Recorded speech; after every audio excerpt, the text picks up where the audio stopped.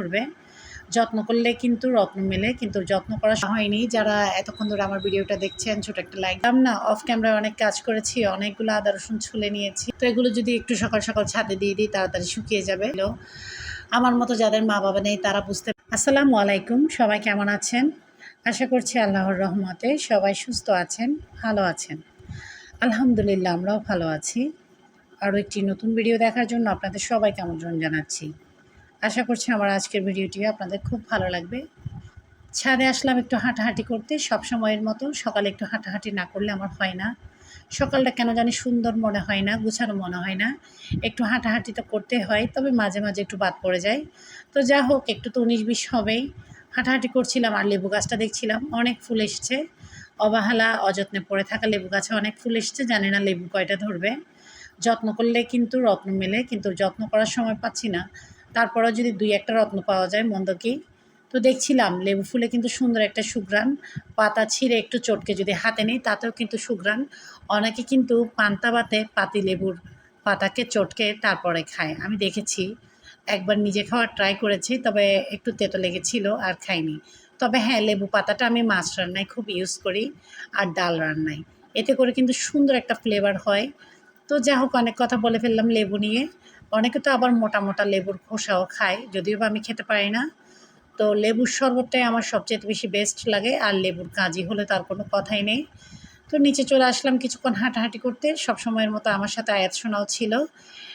ছাদে যাওয়ার আগে, বেশ কিছুক্ষণ আগে বলতে গেলে, সকালে ঘুম থেকে ওঠার কিছুক্ষণ পরেই আমি মুরগি আর গরুর মাংস ভিজতে দিয়েছিলাম, যেহেতু ভিজতে একটু সময় লাগে।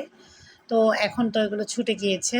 তো এখন এগুলো আমি পরিষ্কার করে কেটে বেছে নিব।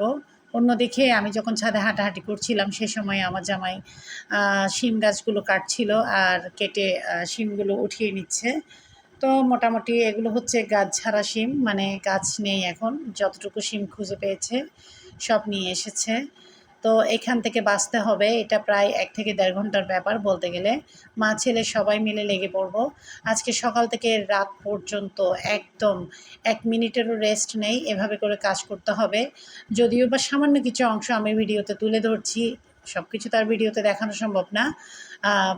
যতটুকু পেরেছি দেখাচ্ছি, কিন্তু সারাদিন কাজ করেছি, সত্যি কথা বলতে। সারাদিন, সারারাত। তো এদিকে আমি শিমগুলো দেখাচ্ছিলাম কেমন শুকিয়েছে, আর ২ টা গাছ থেকে পেঁপেও পাড়া হয়েছে। আজকে শেষ ইফতার, শেষ ইফতারে পেঁপেগুলো খাওয়া হবে। তো এই তো ডিমগুলো একটু পাউডারের পানিতে ভিজতে দিয়ে দিলাম। ডিমগুলো খুব ময়লা ছিল, ধুয়ে রাখলে কিন্তু ব্যবহার করতে ভালো লাগে। শিম গাছ চলে গিয়েছে শেষ, কিন্তু শিম গাছের শুকনো পাতা জানলা দিয়ে উড়ে আসলো। পাতাটাকে দেখে হঠাৎ মায়া লাগলো।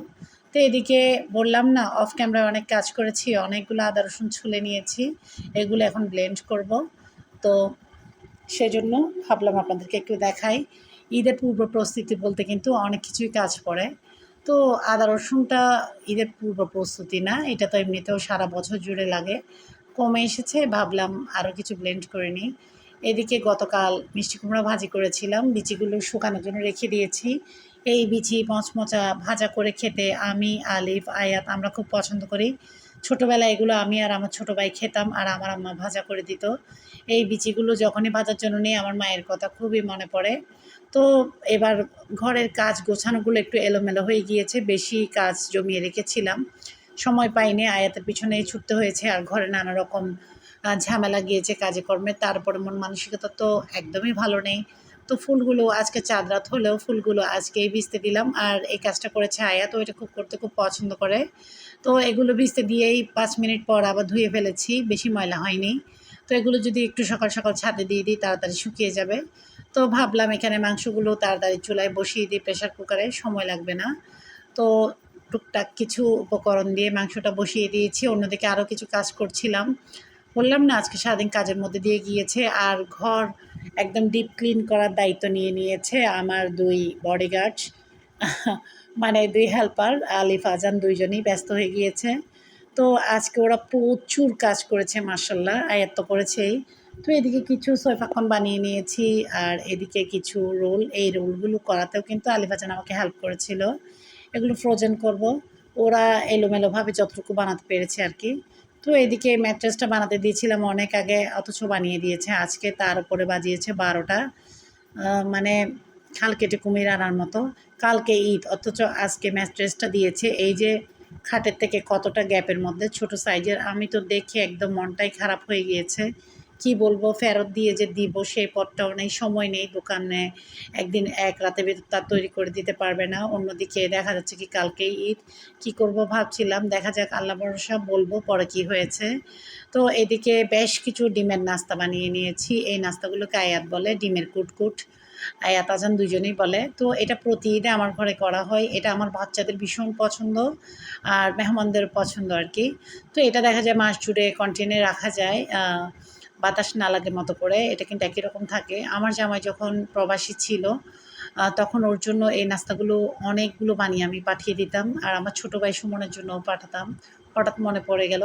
তো এদিকে অনেকগুলো সবজি কিমা করে রেখেছি একটু মুরগির মাংস দিয়ে, এগুলো দিয়ে সামোসা বানাবো। আর এদিকে ধোয়া ফালাগুলো তো হয়ে আছে সারাদিন করতে, মানে একটা করছি তো একটা ধুচ্ছি এমন। অন্যদিকে এক ফাঁকে আমি সামোসাগুলো বানিয়ে নিয়েছি, 2 থালি বানানো ফ্রিজে ঢুকানো হয়েছে, এটা শেষের ব্যাচটা। তো অন্যদিকে ভাজা পোড়াগুলো করছিল আমার ছেলেরা, একদম শেষ সময়ে এসে এই নাস্তাটুকু আমি ভেজে নিচ্ছিলাম, আলুর চপগুলো, বাকিগুলো সব ওরা ভেজেছে।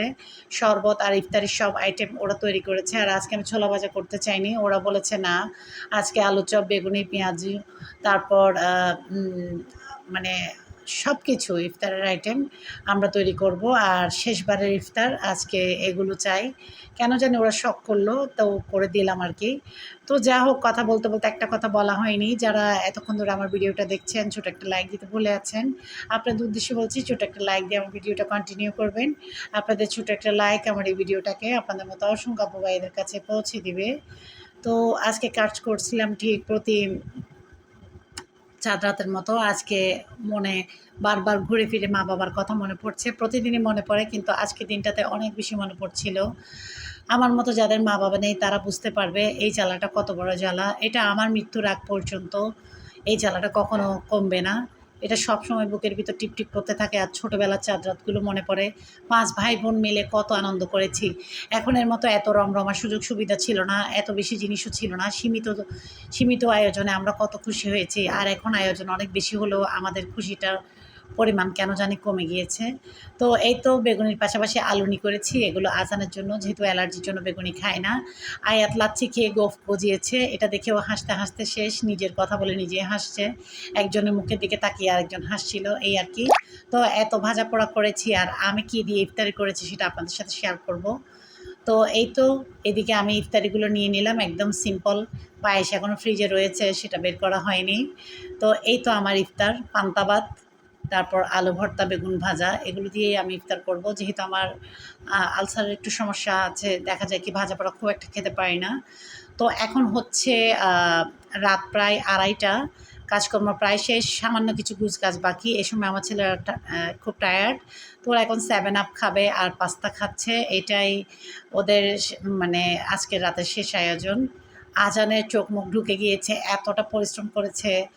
আর চাঁদ রাত হবে কি হবে না এটার মধ্যেও আমরা একটা চিন্তায় ছিলাম, শেষ পর্যন্ত চাঁদ রাত হয়ে গিয়েছে। তো এতক্ষণ সময় ধরে আমার সাথে থাকার জন্য সবাইকে অসংখ্য ধন্যবাদ। বাহিরের পরিবেশটাও একটু আপনাদের সাথে শেয়ার করছি। এখন প্রায় রাত 1:30টার কাছাকাছি আর কি। তো যারা আমার ভিডিও শুরু থেকে দেখছেন, সাবস্ক্রাইব করে আমার চ্যানেলের সাথে আছেন, বা নতুন নতুন বন্ধু হয়ে পাশে আসছেন, আপনাদের সবাইকে অসংখ্য ধন্যবাদ। আমার ভিডিওতে ভুল ত্রুটি কিছু হলে আশা করি ক্ষমা সুন্দর দৃষ্টিতে দেখবেন। নতুন কিছু দেখতে চাইলেও কমেন্ট করে জানাবেন। চাঁদ রাতের ভিডিও দিচ্ছি একটু দেরিতে, বুঝতেই পারছেন, বউ মানুষ, একা হাতের সংসার, তো মেহমান এটা ওটা ঝামেলা। তো সবাই সবার জন্য দোয়া করবেন, আমিও আপনাদের জন্য অনেক দোয়া করি। আপনাদের এই ঈদের মৌসুমটা ভালো কাটুক, বেড়ানো এবং খাওয়া সব কিছুর মধ্যে দিয়ে আনন্দে কাটুক। আজকের জন্য এতটুকু। আল্লাহ হাফেজ।